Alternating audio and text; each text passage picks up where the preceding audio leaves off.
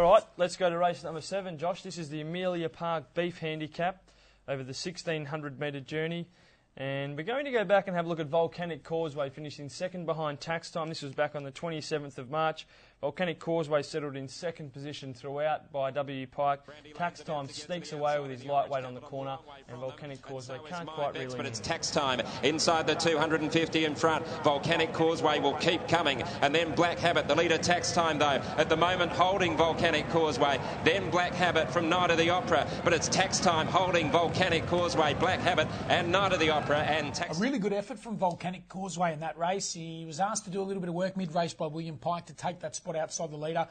I don't know what they're doing going back on him. Jared went back on him 2 starts back. William originally in that race went back before putting him in the race early. He's a go-forward horse. He goes the one bat. You've got to carry the stick in the left hand, and you've got to make them chase you from a long way out. That's the way to ride him. That's the way he's won his races. Barrier 5, Jared Noski on Saturday. He's going to be able to sit either 1-1 outside the speed or in front. And from there, he's going to be extremely hard to beat. Brandy Lane was terrible. Off the bit and chasing throughout. Tax Time broke their hearts. It was a high-rated race. They ran time for that class. So the form's going to measure it up. But I think he needs to improve a lot, Brandy Lane, to figure in this. Was the quickest section of the race, but just never ever liked never it. Looked too far like back it, yeah. was awful. And Bentonian, I don't know what he's doing going around on the Saturday. He needs to go back to Pinjarra and get a kill. Yeah, probably hard to get a start being a 17-start maiden, but... where there's a will, there's a way. There is. You get them over 2,000 metres, the fields are a little bit smaller. Yeah. So, yeah. All right, Josh, interesting runner, very interesting runner. One Cool Queen last started in the Natasha Stakes last Saturday. She was well back in the field, just didn't get put into the race at all. I thought her effort up the straight was very good to finish 4th, even up the hill after the line was very impressive behind Impressive Journey. Keep your eye on One Cool Queen.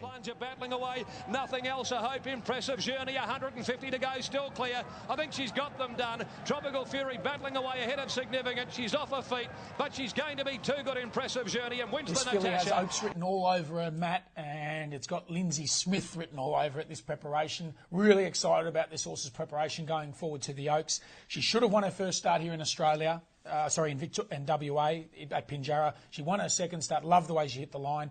At Ascot, third up, she was 3 or 4 weeks between runs. William Pike rode her to win the race, and I think that she probably just had enough near home. And with the blinkers on, I don't know if she saw 4 Your Eyes Only. She came that late, but after the line, she kicked back to go past 4 Your Eyes Only up the hill. Last start, they went back. Impressive Journey got away with Murder in front. When Impressive Journey went, she was caught behind them. If you have a look at this horse's run up the hill after the line, she was finishing stronger than anything. She's back to 1,600 metres, which is my query.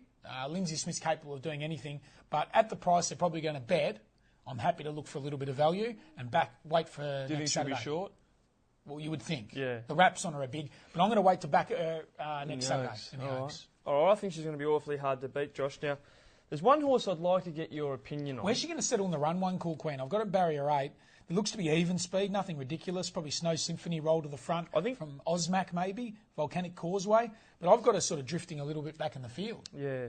Well, it's going to be interesting where William Pike does get with her. I thought 2 starts ago she was in a perfect spot. I know she drew barrier 3 on that occasion, but I think just behind him, that's where she's she does 18, 22, back to 16. Yeah. So that's the query. Yeah. If she's back, in the last 3 or 4, and you've taken $2.50, you might be... you expect her to be a little dour, wouldn't you? You might be looking for the paramedics at about the 250. I want to get your thought on one horse, Josh.